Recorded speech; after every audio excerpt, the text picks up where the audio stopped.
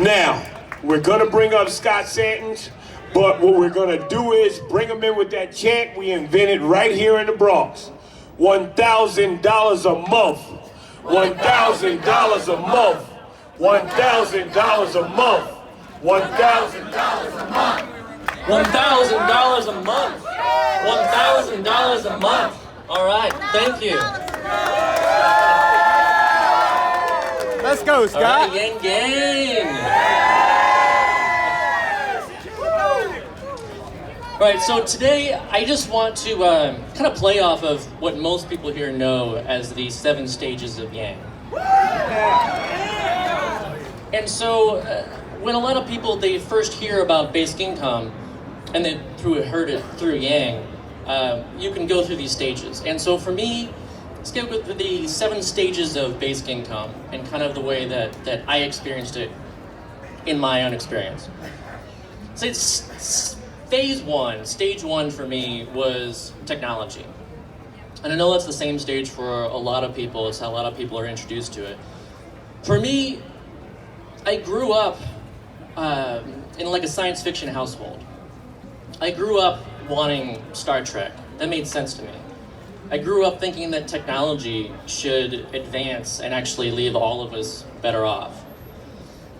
And yet, I've watched my entire lifetime, and technology has not been increasing everybody's lives and enhancing everybody's lives. It's been enhancing a few people's lives.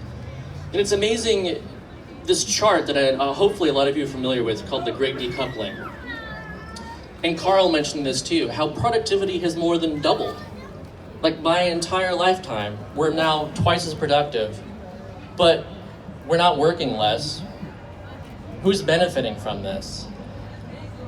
Right, Jeff Bezos, yeah. The billionaires, the millionaires, they're benefiting. And I read this book called Manna by Marshall Brain, and that was kind of my big entry.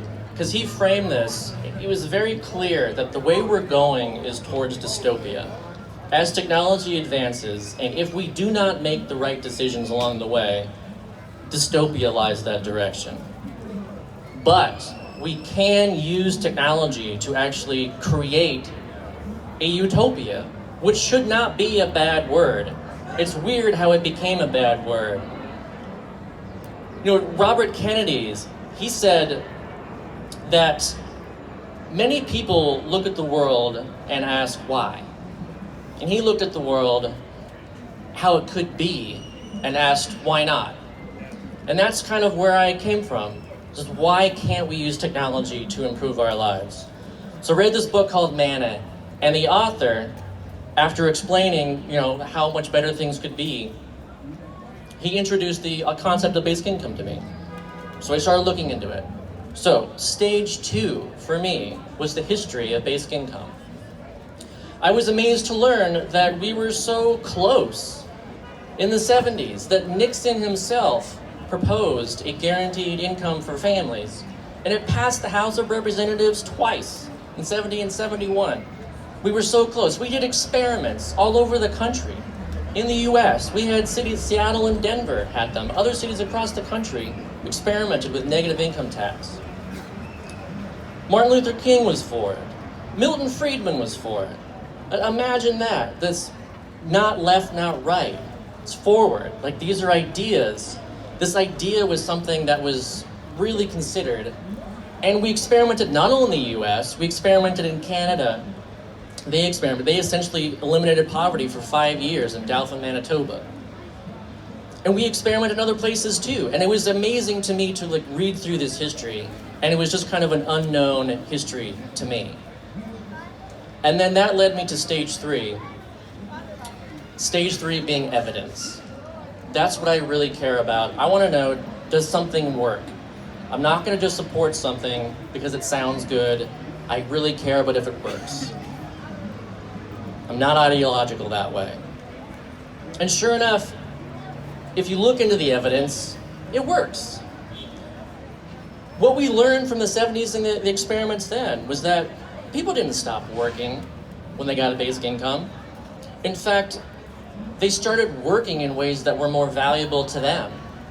Like, one of the biggest effects was that you essentially used it as paid maternity leave for new mothers. And it's amazing to me that we still don't even have paid maternity leave. But they were able to use it as that. People were able to actually work less overtime. Students were able to actually focus on going back to school. That's the kind of work that we should want. And the evidence too, we saw that hospitalization rates decreased. In Canada, when they eliminated poverty in Dauphin for 5 years, hospital utilization rates went down almost 10%. In Namibia, in the UBI pilot, crime decreased over 40%. In India, you saw that the villages that had a basic income were 3 times as likely to be self-employed than controlled villages that didn't. So you look at all this evidence, and it's just impossible to deny that, yeah, this works. The next step for me, the next stage, was philosophy. And fortunately for me, my entry point was Carl Wetterquist. So apparently, we both lived in New Orleans. We didn't know that. I signed up for US Big, and he was just so excited that somebody was actually into basic income in New Orleans. And he gave me a book. His book being The Power to Say No. Freedom Has the Power to Say No. And after I read that book, really that just completely, really solidified my views of basic income philosophically.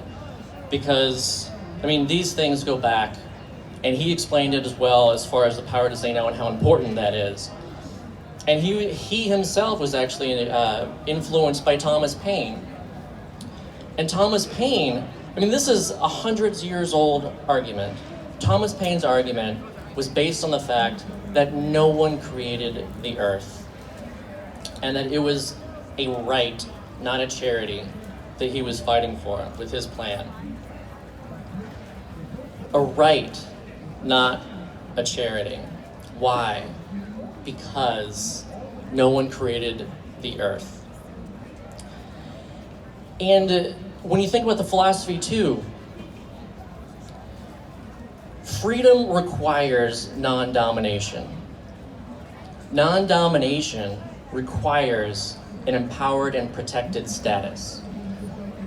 Freedom and liberty, these things just don't happen. They don't just exist. We actually have to create them together. That's, if you look at the Constitution and the preamble, I see that as essentially writing for why a basic income. It goes back that far. Now the next stage for me, it was actually Diane Pageant. She gave this presentation about TANF at my first Basic Income Guarantee Congress that I went to here in New York back in 2015. And the thing is, I assumed, even after looking at basic income, I assumed that the safety net worked in a way that you think that it should work. It doesn't. It absolutely doesn't. It just enraged me to learn, especially just the details of TANF. TANF, for those who don't know, is Temporary Assistance for Needy Families. It's a block grant. And in the state of Louisiana, for every 100 families in poverty, 4 are receiving TANF. If you look at SNAP, which is our best program, the food stamps that you get essentially last for around, on average, 3 weeks of every month. You can get them for 3 months, then it expires. And you can get that every 3 years. So, if you think that SNAP exists for everybody and you can just get it, no. If you look at disability, for every 5 people with a disability in this country, 1 person is receiving disability assistance. So if you look at our safety net, it's exactly what it is. It's just a net full of holes that people fall through. Right now, 13 million people in poverty are entirely disconnected from this federal safety net entirely. They're getting nothing. So that was a big one for me, was learning about that, and I think it's important that people understand just how much of a failure our existing safety net is. The next stage for me was learning through my own experience what basic income is. For those who don't know, I crowdfunded my own basic income and have been living with $1,000 per month as my floor every month since January of 2016. Along the way, I learned that this is about security, and it's a word that you don't really understand until you feel it. Like, I had no idea what security felt like until I had it. So when people think about basic income, it's not mainly about the money. It's about the unconditionality of the money. It's that you know that every month you will start with this amount that you can plan on, and you know it's going to be there. And that feeling of security is just life-changing. And the other thing I learned too, besides the importance of unconditionality, is that it enables and empowers us to pursue what is most important to us. And that's what I've been doing. That's why I'm here. The only reason I'm up here at all, the only reason any of you know my name, is because I'm able to actually pursue what I think is important. And that's what I've been pushing for years, is basic income that's important to me. I have that ability, and I want everyone to have that ability too, to pursue what's most important to them. So stage 7 of basic income for me, final stage, was where I am now. And I just think that the world is upside down and backwards, where, let's say somebody says, oh, basic income, won't people stop working? And I immediately think, how much work is not getting done right now because we don't have a basic income? People say, oh, basic income, isn't that too expensive? Can we afford a basic income? And I think, how much will basic income save? How much does it cost to not have a basic income? That's what's really expensive. And so I think now very differently about a lot of things. And I think that Martin Luther King was absolutely right when he described poverty as akin to cannibalism.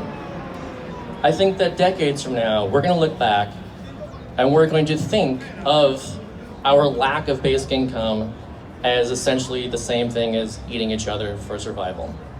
There's no reason to do it. We don't have to do it. It's a choice. It's a choice that we as a society make together. And this choice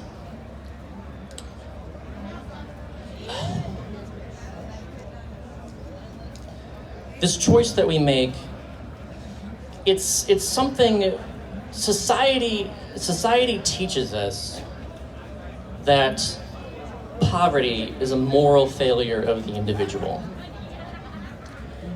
And in doing so, it keeps us from understanding that society is a failure, poverty is a failure of society itself.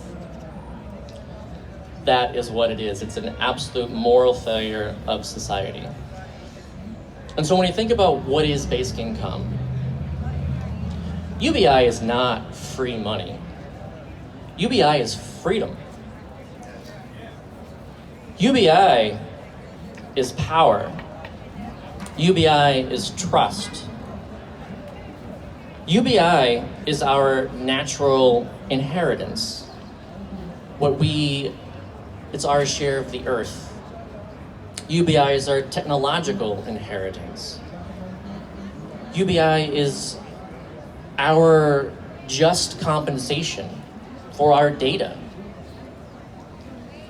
It's our return on investment for the tax dollars that paid for all of the technology that the corporations are utilizing for their profits for free.